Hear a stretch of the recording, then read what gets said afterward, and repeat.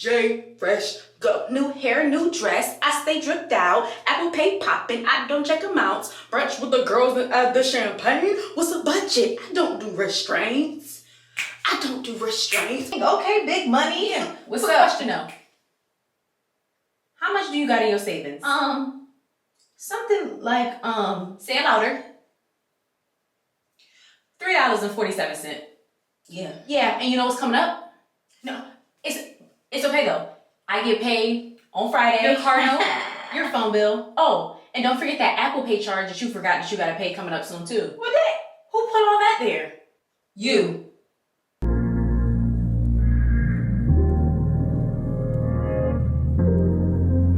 Listen, the spending needs to stop.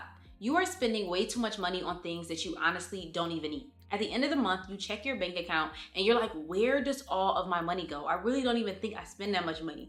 Or I just don't know how to stop spending money on stuff that I buy and probably don't use. So this is what this video is for. I'm going to give you 12 tips to use so you can stop overspending, because that is what you are currently doing.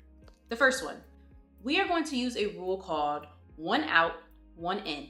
For everything that you purchase, you are going to get rid of something. It is no reason why you need to have 3 Stanley Cups. It is no reason why you need to have 10 pair of jeans. It is no reason that you have so many phone cases. You need to start doing the one in, one out rule. The benefit of this is 2 things. One, it is going to help you develop a conscience. You spend all this money on all these things and you don't even think about it. If you have to get rid of something to get something else, you are going to ask yourself, well, do I really want to get rid of something else? It's so easy to say, oh my gosh, I love these jeans so much, I have to get them. But you said that about the last 3 pair of jeans that you bought. So now you got to get rid of one of the last 3 pair of jeans you bought. So do you really love the jeans that much? Possibly not. But another thing is, it stops you from being a hoarder. Nowadays, we have closets full of stuff. And let me not say nowadays. I just think now we have a lot more stuff, because before you used to have to go to the store and physically get up to get it. And now you can order a whole bunch of stuff from sitting in the comfort of your bed. We have so many things that we do not use, that we do not wear, and we need to get rid of them. So this is going to cause you to no longer be a hoarder, but then this is also going to cause you to just be more conscientious about the things that you have. Now, disclaimer, I'm not telling you to only have 1 pair of jeans, 1 shirt, things like that. But if you have the basic necessity that you need to have for those things, maybe 3 pair of jeans, something like that, you do not need to keep on getting more and more and more. So think about this rule. When you are getting something new, you have to get rid of something old. The one in, one out rule.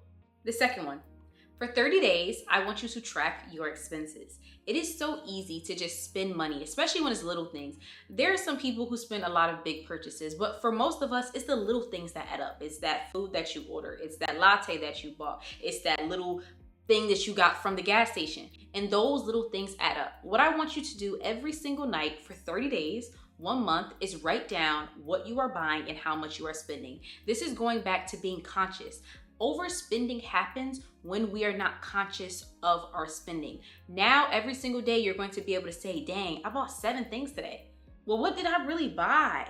How much money did I really spend? And you're going to be more aware of the money that you're spending and actually be able to see where your money is going. Because even though a lot of us some of us do check our bank accounts pretty frequently, we actually don't look at an itemized version of our bank account. We don't look at every single thing. We judge our bank account based on how much money we have, but we usually don't judge our bank account based upon how much money is being taken out. We just say, oh, I only have this much, or I have this much money. But it's like, why do you have this much money? What is the difference between this month and last month? So this one will cause you to just be more aware. So I recommend to do this. For 30 days, track your expenses.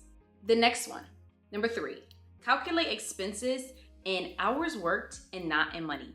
The problem is, it's so easy to see something that's $25 and be like, oh my gosh, this is on sale, it's only $25. No, that is only an hour and 30 minutes worth of work. I think more people need to start doing this, because going back to the conscious thing again, It's so easy to look at things only as money and say, well, that's only this much, that's only that amount. But at the same time, aren't you the one always complaining at work? Aren't you the one that's always saying that you don't like your job and you hate being here? Well, that place that you hate being at, you just spent an extra hour there to go buy a latte. You just spent an extra hour there to order some food that you really didn't need, but you really just didn't feel like cooking. And I feel like this one will also go off of the last one as far as like helping you be aware. And once you track for 30 days, it'll be easier to do this. But that's what I want you to do. Start looking at your purchases and hours that you work instead of just looking at it as money. When it's money, it's easy to say, it's only this much, it's only that much. No, it is. Don't say it's only. It is 3 hours worth of work. It is this many hours. There's some people who do crazy expenses for things they don't need. Why are you buying a pair of shoes that cost you 3 weeks worth of work to wear for one day? That literally makes no sense. But if you're not calculating it by hours worked, it just seems like money and it's easy to overspend. The fourth one, remove payment from websites and apps. It's easy to click on something and just purchase. It's easy to just tap 2 sides of your phone and just make a purchase. Remove your card from these websites. This is gonna cause a little bit of tension, and this is gonna actually cause you to be like, do I really feel like getting up and grabbing my purse and doing this? It's so easy, the middle of the night, you're comfortable in your bed, you're snuggled up, and just start making random purchases. Do not make it easy for yourself. It may not seem like a lot, but especially when it's something that you really don't need, you're going to ask yourself, oh, do I feel like finding my purse? Oh, do I feel like getting my wallet? And for the girlies out there that have their cards remembered, because I know some of y'all gonna be like, well, I already have my card remembered. This seems like a bit much, order a new card. Yes, it is that serious. You have a problem and we need to help you. So you need to order a new card because you remembered your card number. I think that's problem enough, okay? I'm just saying, get rid of your card on all of these apps and all of these websites. The next one, I want you to switch to envelopes for daily payments for 2 weeks. For 14 days, I want you to pay for things, your daily payments, with cash. This is because since a lot of times we use cards and oftentimes even our phone, we do not see the money that's coming in and that's going out. When you have tangible money in your hands, you can see a stack of money get smaller and smaller and smaller. This is what you need to start doing. And also, this can help you be aware of how much money you're spending on things. A lot of people can say, oh my gosh, groceries are so much money. How much money did you spend last 2 times you went grocery shopping? A lot of people say, oh my gosh, gas prices are so high. How much money did you spend on gas the last 2 times that you filled up your car? You don't know. So this will cause you to be more conscious. At the beginning of the week, allocate a certain amount of money for things such as gas, groceries, fun, different things like that. And then for the next 2 weeks, I want you to spend that money. Obviously, if you have no money left in your gas envelope and you need to get gas, spend it on the card. But this is just to help you be more aware of the money that you're spending and then also kind of get an idea of how much money you're actually spending on things. Number 6, avoid buying future items. So many of us buy things and we're like, oh my gosh, these pants are gonna look so cute when I lose weight. These pants are gonna look so cute when I gain weight. And then we never do it. I have a pair of shorts from 2 to 3 years ago that I said I was gonna gain weight and wear these shorts. I still have never done it yet. And the shorts are literally just sitting inside of a bin. I think I kind of kept them because I was kind of like, maybe one day I'm gonna fit them. But at this point, I'm just getting rid of them. I had to realize I was wasting so much money on purchasing things that I am not using right now. If you are not using it for the near future, if you do not need it for the near future, meaning in the next week or 2, you probably do not need that thing. Like I keep saying that word because overspending honestly comes from easy things, but it is so easy for you to say, oh my gosh, but this thing is on sale and what if I need this? But what if I might? You don't need it right now. Stop trying to take care of future you and take care of current you. Future you is gonna take care of future her. Current you is gonna take care of current you. As long as you guys are taking care of each other by yourselves, you're gonna be fine. But stop trying to plan for and buy things for future you. You don't need to do that. You need to be focusing on current you and stop buying future items. If you're not going to use it now, think you're never going to use it at all. Number 7, use gift cards for fun spending. So I did mention before trying the 2 weeks doing the envelope, but on a consistent basis, what you can start doing is using a gift card, putting a certain amount of money on a gift card and using that as your fun money. So you say, oh my gosh, I want to get some Dunkin' Donuts. Oh, I want to go out with my friends. This is your fun money. Fun money, I think, is the one that messes us up the most, because for the most part, like every so often you might leeway on different things, spend too much here, spend too much there, but for the most part, I think fun, the little miscellaneous things that we think aren't that big of a deal, the little things that honestly just come up out of nowhere. Your friend calls you and she wants to go out, you wake up a little bit late and now you want a coffee. Those are the little things that add up. So I want you to create a card for that. Put it on a gift card so it's easy to just swipe it and purchase things. You don't got to worry about carrying money 24/7. And that is the money that you are going to spend for your fun. Going back to the envelope, this is going to make you more conscientious of the money that you're spending on a consistent basis. But then also, I think this is going to cause you to spend things on things that I think that you more so need than always want. It's easy to just have money and say, oh, this is this and this is that. This is only $2, it's only $3.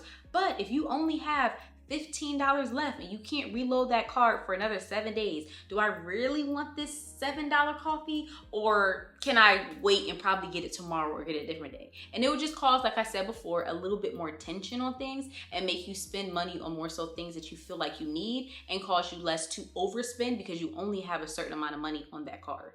Number 8, keep a money goal visible. One of the things a lot of people need to do is get themselves a money goal. It is very convenient for you to just spend money on different things, whether big or small, if you are not saving towards something. You are not thinking about, maybe I shouldn't buy these $700 shoes because I want to get this. Maybe I shouldn't buy this DoorDash order 2 days in a row because I want to spend my money on that. You need to first and foremost have a goal that you are saving up for, that is going to require you to save up for more than 1 to 2 weeks. I'm talking about 2, 3, 4 months. But then also make that goal visible somewhere, whether you put it on your fridge, whether you put it inside of your room on the wall. You need to see that goal. And whether you're putting that money in a bank account or you're putting it in a piggy bank, I want you to visually color in that goal, or do something, put coins or stickers or something to show yourself progressing towards the goal, because you're going to think about it more. If you wake up in the morning and you're like, dang, I kind of want to get this when I go, kind of want to get Dunkin' Donuts, but then you're looking at that thing, you're like, I'll reach my goal a little bit closer if I save that money. But if you just tell yourself, oh, I want to get a new apartment, you're not thinking about that apartment 24/7. You done forgot about that apartment. You done forgot about the down deposit. You don't even know how much it is if somebody asks you, because it is not visible to you. So first and foremost, you need to start creating goals. If you do not have goals, you're going to overspend. That is honestly my opinion. If you do not have goals, you are going to definitely overspend, because what is the reason for you to save? What is the reason for you to care about not having money? You're not going to use it anyway, right? On anything productive. So first and foremost, you need a goal. But then second of all, you need to make that goal visible, somewhere where you're going to consciously see it, and somewhere where it's always going to be aware and you're going to think about it more, and it just not be an afterthought. Number 9, unsubscribe from email mailing lists. A lot of times, Fashion Nova is infamous for that. They'll send, hey boo, hey Pookie, hey this, there's a new song going on. They'll send a little cute text. Unsubscribe from these emails. A website will send you, oh, we have 10% off. Oh, we have 20% off. And you're like, oh, I probably should get that jacket. Oh, I probably should get them shoes. You weren't even thinking about them. You weren't even thinking about getting something, but you got that email telling you that they got a sale. You got that email telling you, oh, your birthday coming up, get 20% off. Now you go into that store and you spend $150 that you wasn't even planning on spending for your birthday, telling yourself you're getting you a birthday gift. Who is that gift for? Them? Because you wasn't planning on getting that. I'm just saying. You need to unsubscribe from these lists. They are giving you random reminders that you do not need, that you do not care about. And one thing my mama always said growing up, out of sight, out of mind. So get it out of your sight so that it is out of your mind. Number 10, 24-hour rule for online purchases. Do not buy something as soon as you see it. You're like, oh my gosh, this thing is so cute and I want it so bad. We want so many things so bad. Every time you get something, it's because you really want it and you really need it, and your life would be so good if you had it. Think about it. Let's do an afterthought. Imagine how many thoughts do you have at night when you just sit in the bed and you just thinking, and the next morning you wake up and you be like, dang, that was a sleep thought. That was a late night thought. I don't want to do that thing. I don't care about that thing. That's exactly what happens to you when you are laying in bed at night and all of a sudden you end up on a cute boutique, you end up on Amazon, you end up on TikTok, and this girl said this helps with that, and now you want to order that to help with this. You ain't even need that in the beginning. Give yourself 24 hours. After 24 hours, if you're still like, no, I really want to make this purchase, then let's think about making the purchase. But stop buying things as soon as you think about them. Stop buying things as soon as you want them. Create a little bit of tension by creating a little bit of space in your thoughts. You mature the next day, okay? You might have a different thought. You may be like, you know what? I really don't need that. Or something may come up. You like, good thing I didn't waste that money. Nonetheless, Give yourself 24 hours. Number 11, meal prep. Meal prepping has saved me so much money. I will go on the mountaintops and scream for meal prepping for the rest of my days. It has saved me so much money because it has made me so intentional. Overspending comes from being unintentional with your money. You're not worried about where your money is going. You're not worried about what your money is doing. And that often happens to us with one of the things that we all love, food. You're going to the grocery store, you're going out, or you're coming home from work at a late 9. You're like, I really don't feel like cooking, so let me just order something. Let me just pick up something. Start meal prepping. This is gonna cause you to go to the grocery store and be more intentional and not just buy random stuff. When I go to the grocery store, I only buy things that I'm going to meal prep with. If I'm not meal prepping for that, using that thing to meal prep that week, I'm not buying that thing. Also, this makes sure that I can't use the excuse when I come home from work, oh, let me order something, or let me pick something up, because there's already something to eat at the house. I promise you, this is one that I don't care what you're going through, everyone can benefit financially from meal prepping. And number 12, having hobbies. Most of us spend most of the money when we're bored, when you're just laying on the bed, when you're just laying on the couch, when you're watching TV, on your phone, on your laptop, doing all those things at once, because we do. You spend money. It is just a trigger response. I don't know why we do it. I possibly should think about making a video about that, the psychology behind that, because I'm sure there is something, but we spend money all the time on things that we don't need when we're bored. A lot of times because a lot of people do not have hobbies.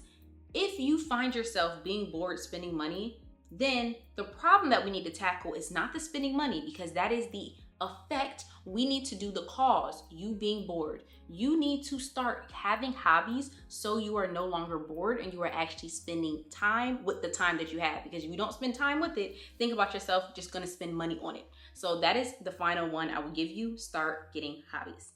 Thank you guys so much for watching my video. Of course, don't forget to like, comment, and subscribe. And of course, comment below and tell me what days you guys would like me to post videos, because I'm on my 2-day a week schedule. Of course, don't forget to go below and sign up for my newsletter, my TikTok, follow that, and also follow my Pinterest. Thank y'all and have a great one.